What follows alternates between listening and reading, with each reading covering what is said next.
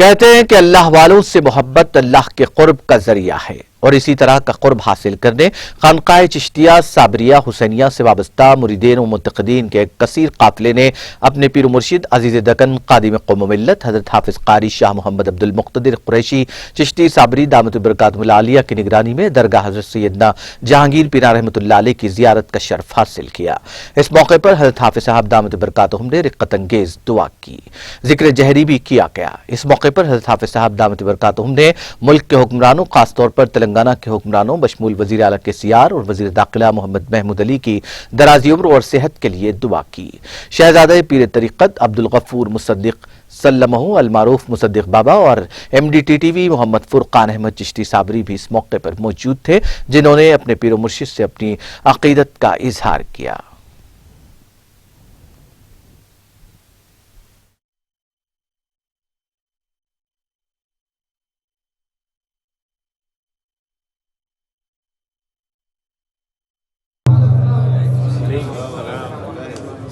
سب سے پہلے میں شکریہ ادا کرتا ہوں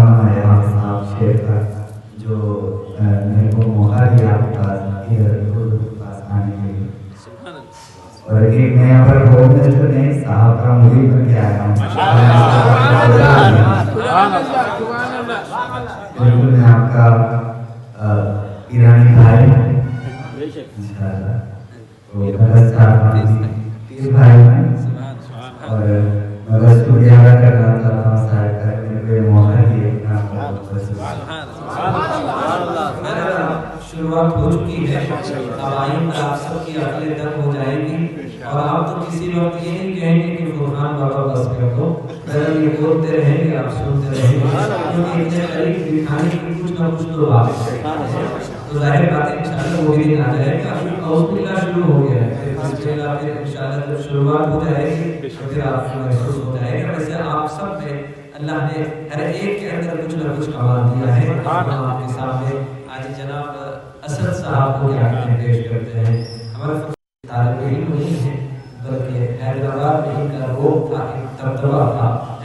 اور آج بھی ان کی آواز پر حیدرآباد کے نئے بولنے والے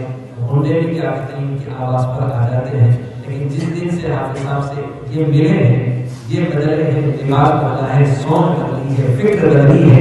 اور ان کے کیا کہتے ہیں الفاظ اور ان کے قلوب کے اندر بھی ماشاءاللہ انقلاب آیا۔ ایک دن میں نے کہا کہ اسد بھائی